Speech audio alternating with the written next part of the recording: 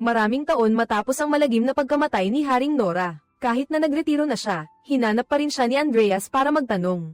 Ibinigay niya kay Nora ang isang nakakagulat na impormasyon, na kinukulong at pinag-aaralan nila ang isang higanteng demonyo ng bundok. Sinundan ni Nora si Andreas sa Pambansang Research Institute. Malalim sa loob ng isang kuweba, nakita niya si Jotun, ang demonyo ng bundok na natutulog ng mahigit 100 taon. Nagulat ang propesora. Nalaman ni Nora na tumitibok pa rin ang pulso ni Jotun, ngunit hindi alam ng research team kung paano siya gisingin. Sa una, napagkasunduan ng research team sa ilalim ng pangangasiwa ni Maren, na hindi isasama si Nora sa proyekto. Pagkaraan ng maraming taon, nanatiling walang pag-unlad ang research team. Nagbanta rin ng gobyerno na ititigil ang suporta sa proyekto, kung wala silang ipapakitang pag-unlad.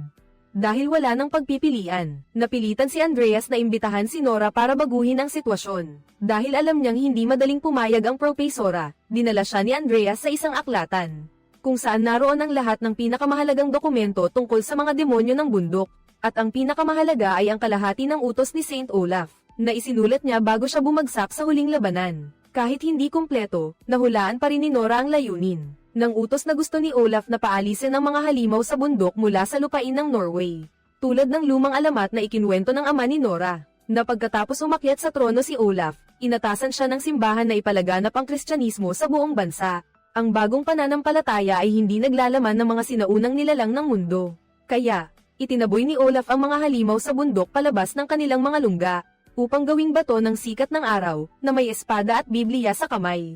Nagsagawa siya ng malawakang pagpatay. Nilipol ang bawat isa sa lupain ng Norway. Sa loob ng ilang taon, nakahanap sila ng 2 halimaw sa bundok, kaya't malaki ang posibilidad na marami pang sinaunang nilalang ang naroon sa labas. Kinumbinsi ng research team si Nora na sumama. Kailangan nilang matuto pa tungkol sa mga halimaw sa bundok upang maging handa silang lumaban kung magwala ang mga ito.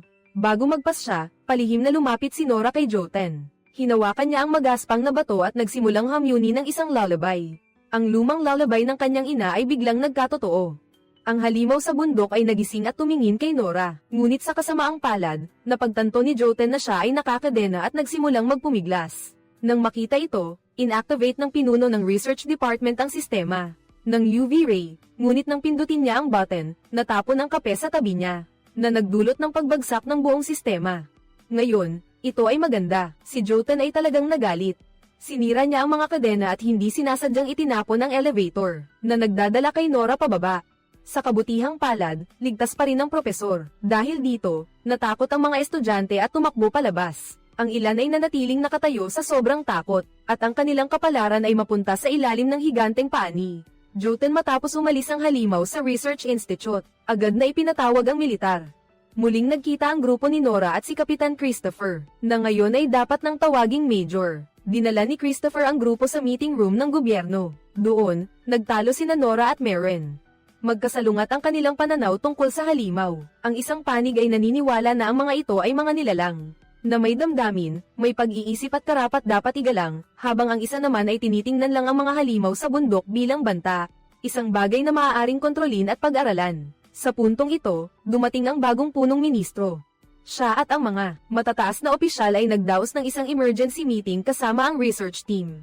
Humingi si Maren ng pagkakataon sa punong ministro upang ipagpatuloy ang proyekto ng Jotun. Ipinangako niyang kokontrolan ang mga halimaw sa bundok at susuriin pa ito ng mas malalim.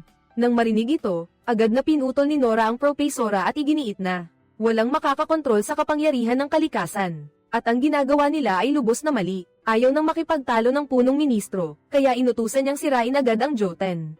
Ang tungkulin ng gobyerno ay protektahan ang mga mamamayan ng Norway. Hindi mahalaga kung mayroon o walang demonyong bundok. Mula ng araw na iyon, sinisisi pa rin ni Nora ang sarili sa pagkamatay ng hari ng demonyo.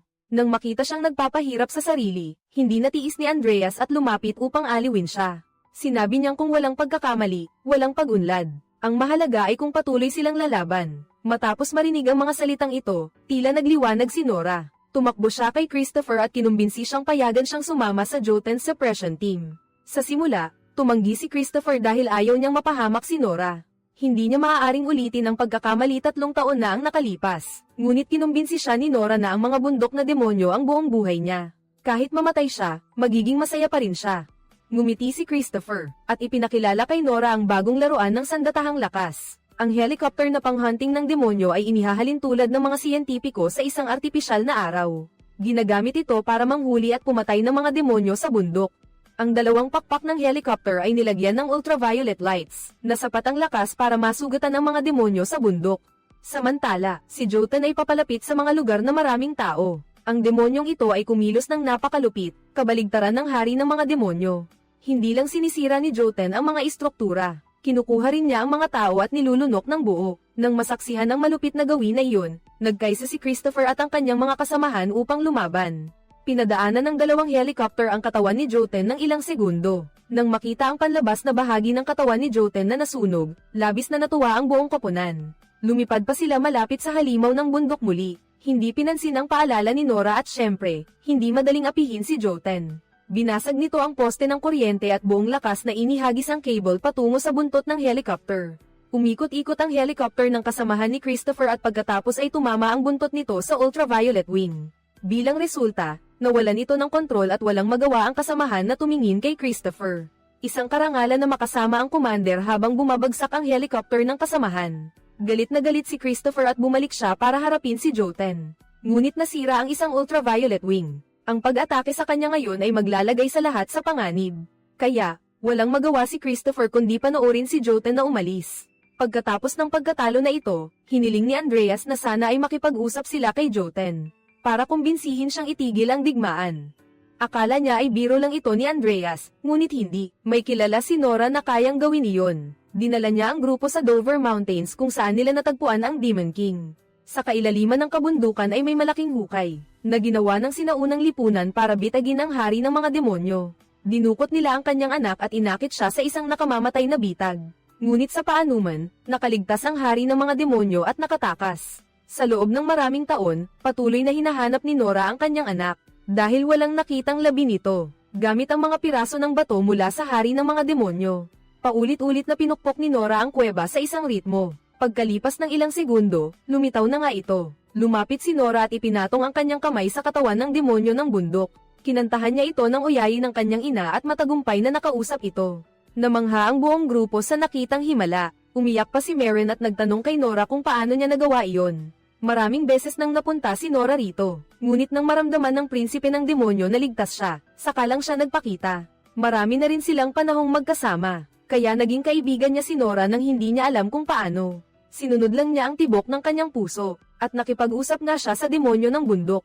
Ang grupo ni Nora ay nagplano at hinaranggan ang daan ng peregrinasyon ni Jotun. Nang makalapit si Jotun, biglang lumitaw ang prinsipe. Nagsimulang mag-usap ang dalawang sinaunang nilalang, kahit na ang kanilang wika ay lampas sa pag-unawa ng grupo. Gayunpaman, naramdaman pa rin ni Christopher ang malaking hindi pagkakasundo sa pagitan ng dalawang demonyo. Sa kanilang mga mukha pa lang, alam na may magaganap na laban. At nga, pagkaraan lang ng ilang sandali, biglang malakas na inapakan ni Jotun ang lupa. Isang malaking bitak ang umabot mismo sa kinatatayuan ng prinsipe ng bundok. Bumagsak ang yelo, na nagpalubog sa kanya nang walang magawa. Nang makita ni Jotun na sumulyap sa kaliwa, mabilis na hinayla ni Christopher si Nora sa helicopter. Sa kabutihang palad, nagtagumpay pa rin silang makatakas sa sampal ni Jotun. Halos matapos na ang pelikula. Walang oras si Nora para magdalamhati para sa prinsipe, dahil ang direksyon ni Jotun ay nagpapakita na direkta siyang patungo sa kabisera. Na may layuning maghayganti sa lungsod ng Olaf, mabilis na nagtungo ang grupo sa Nidaros Cathedral, kung saan sinasabing nakatago ang libingan ni Olaf. Hindi maintindihan kung bakit itinago ng simbahan ang pinaglibingan ni Olaf, na ayon sa karaniwang prinsipyo ay walang sino man ang magtatago ng isang bagay na ipinagmamalaki. Dinala ang grupo ni Nora sa pinakamahiwagang silid sa basement. Sa dingding ay nakapinta ang larawan bago mamatay ni San Olaf. Nang paalis na ang lahat, hindi sinasadyang nakita ni Andreas ang isang butas sa dingding. Nagkataon, nasa eksaktong lugar ito ng sugat na dulot ng sibat. Naalala ni Nora na ayon sa alamat, ang unang saksak kay Olaf ay sa hita. Pagkatapos ay sinaksak sa tiyan at tinapos sa leeg. Sa katunayan, sa tatlong sugat ni Olaf ay may tatlong bilog na butas. Kinuha ni Nora ang mga sibat sa silid, ipinasok sa butas, at dahan-daang inikot. Pagkatapos, siya at si Andreas ay nagsama-sama upang paikutin ang makina. Sa gayo'y matagumpay nilang nabuksan ang lihim na tarangkahan. Malalim sa loob ng lihim na daanan ay ang banal na bukal ni Olaf, at sa gitna ay ang kanyang kabaong. Nang buksan ang takip ng kabaong, nakita nila ang maalamat na pilak na espada ni Olaf. Wala itong kalawang kahit mahigit 1,000 taon na ang lumipas. Ang mas kapansin-pansin ay sa loob ng manggas ni Olaf. Nakatago ang kalahati ng natitirang utos. Kinopya ito ni Andreas at ipinadala sa kanyang asawa sa instituto. Matapos buuin ang kompletong bersyon, ang tunay na kahulugan ng bagong batas ng mga demonyo ng bundok ay isiniwalat. Lumabas na ang intensyon ni Olaf ay kabaligtaran ng lumang bersyon. Hindi niya pinahintulutan ng sino man na paalisin ang mga demonyo ng bundok mula sa lupain ito. Dahil sa lahat ng kawalang katarungan na ginawa sa tribong Jotun, karapat-dapat silang magkaroon ng tahanan. Ngayon, naiintindihan na ng grupo ang lahat. Nilabag ni Olaf ang utos ng simbahan at ayaw niyang patayin ang mga demonyo ng bundok, kaya siya pinatay ng mga ito. Pero hindi si Olaf ang gusto niyang paghigantihan, kundi silang lahat. Kumalat ang balita tungkol sa pagbabalik ng Mountain Troll. Nag-aalala ang lahat na ibabalik nito ang Norway sa Middle Ages. Inamin din ng punong ministro na bumagsak na ang kabisera. Ang tanging magagawa ng gobyerno ay ang ilikas at protektahan ng mga tao. Ginawa na ng militar ang lahat ng makakaya nila, pero madaling nalampasan ni Jotun ang mga depensa. Inutusan din ng punong ministro ang grupo ni Nora na lumikas sa isang ligtas na lugar. Pero gusto ni na Christopher at Nora na manatili para pigilan si Jotun. Pinayuhan din nila si Andreas na bumalik dahil may pamilya pa siya. Gayunpaman, determinado si Andreas na manatili dahil alam niyang kung bumagsak ang kabisera, ang buong bansa ay tapos na. Nag-iisip ang grupo kung paano haharapin si Jotun. Halos walang silbi ang bala at pulbura sa higanti. Ngayon, ang kampana ng simbahan na lang ang pinakamahusay na pagpipilian bukod sa sikat ng araw. Ngunit hindi rin magtatagal ang kampana. Kailangan nila ng isang bagay na makakapatay kay Jotun. Nagtataka si Nora kung bakit ginamit ni Saint Olaf ang pilak na espada para labanan ang demonyo ng bundok noon. Bukod sa pagiging kalawangin, ano pa ang kapangyarihan nito? At naalala niya ang water resistance ng pilak. Sinubukan ni Nora na isawsaw ang punyal sa banal na tubig at pagkatapos ay hiwain ang lupa ng demonyong hari. Talagang pinahina ng tubig ang balat, ang matigas na balat ng higanteng demonyo, at maswerte pa sila dahil aksidente nilang natagpuan ng isa sa pinakamalaking banal na bukal sa mundo. Ngayon pa lang talaga nagsisimula ang laro. Pinakilos ni na Maren at Christopher ang mga tao sa kabisera para tumulong. Nagkaisa silang bumuo ng isang kadena para ilabas ang banal na tubig. Gumawa sila ng mga bomba at purong bala. Pagkalipas ng ilang oras, handa na ang lahat. Kinubkob ng hukbo ang kabisera at naghanda para sa labanan. Ang mga yabag ni Jotun ay umalingaw-ngaw na parang lindol nang siya'y lumitaw. Ang tunog ng kampana ng simbahan ay nakabingi sa kanya. Kasabay nito, maraming bala ng banal na tubig ang pinaputok mula sa 4 na direksyon.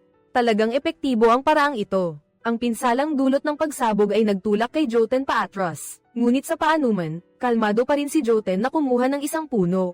Pagkatapos ay itinapon niya ito ng diretso sa simbahan, nabasag ang buong silid at napilitang tumakas si Andreas upang iligtas ang kanyang buhay. Samantala, ang mga bala ng banal na tubig ay naging walang silbi laban kay Jotun. Ang maliliit na spark ay hindi makapigil sa kanyang pag-usad. Nang makita ito, iniutos ni Christopher sa buong koponan na umatras. Naghihintay kay Jotun na pumasok sa ipinagbabawal na lugar, agad niyang pinasabog ang holy bomb trap. Ang malamig na tubig ay bumuho sa kanyang magaspang na katawan. Tulad ng mga tsunami, ang init na inilalabas ay parang sikat ng araw. Si Jotun ay sumigaw sa sakit at umatras. Gayunpaman, hindi pa rin ito sapat upang talunin ng higanteng demonyo. Namatay ang apoy at patuloy na sumulong si Jotun. Nang matrap ang grupo ni Nora, bumalik ang prinsipe. Nagkaroon ng patayan sa pagitan ng dalawang halimaw sa bundok. Gayunpaman, ang prinsipe ay kulang pa sa karanasan. Kaya't siya ay sinugod ni Jotun. Napansin ni Maren na ang banal na tubig ay epektibo lamang kapag nasa loob ng katawan ng halimaw sa bundok. Kung susunugin ang ecosystem na iyon, tiyak na matatalo siya. Ang mahalaga ay paano maipasok ang tubig sa kanyang katawan. Napakasimple ng naisip ni Andreas, kailangan lang niyang paandarin ng helicopter sa itaas ng Jotun. Pagkatapos ay ihulog ang water bomb diretso sa bibig nito at tapos na. Ngunit sa kasamaang palad, isang bomba na lang ang natitira, at ang mga piloto ay umatras na sa likuran. Nang makita niyang paulit-ulit na sinasaktan ang prinsipe, hinimok ni Nora ang lahat na kumilos kaagad. Susubukan niyang pigilan si Jotun hanggat maaari. Binaril ni Nora ng bala ng banal na tubig si Jotun na parang ulan. Ngunit ang halimaw ay nanatiling kalmado, nakatayo ng matatag na ang isang paa ay nakatapak sa ulo ng prinsipe sa ilalim ng tubig. Sa sandaling iyon, bahagyang tumagilid ang helicopter, dahilan para mahulog ang bomba at ang detonator. Pilit na pinigilan ni Andreas ang bomba, ngunit huli na para sa detonator. Ngayon, ang tanging paraan para pasabugin ang bomba ay hilahin ang pin ng granada bago mahulog ang bomba sa bibig ni Jotun. Nangangahulugan din ito na kailangan may yamakap sa bomba at tumalon pababa. Gusto ni Christopher na lumapag, ngunit sa ibaba, Ang dalawang sina Nora at Maren ay walang magawa. Wala na ring lakas ang prinsipe para pigilan ang pagkawasak ni Joten. Nagpasya si Andreas na magsakripisyo para protektahan ang kanyang pamilya, dahil alam niyang sila ang huling depensa ng bansa. Kung bumagsak ang depensang ito, mapanganib din ang kanyang pamilya. Kasabay nito, nagsimula nang gumalaw si Joten patungo kay Nora. Ngunit hindi pa rin umatras ang propesora. Sa sandaling ito, umiikot ang helicopter sa itaas ni Joten. Sinamantala ni Andreas ang pagkakataon para tawagan ang kanyang asawa. Hindi pa niya nasasabi ang huling palem sa kanyang hindi pa isinisilang na anak. Nang dumating ang sandali, mahigpit na niyakap ni Andreas ang bomba, hawak ang granada, at sinunyapan si Christopher. Huling beses na naisip ng propesor ang kanyang asawa at mga anak bago siya tumalon. Bago mahulog sa bibig ni Joten, buong tapang na hinugot ni Andreas ang pin ng granada, na nagpabagsak sa bomba.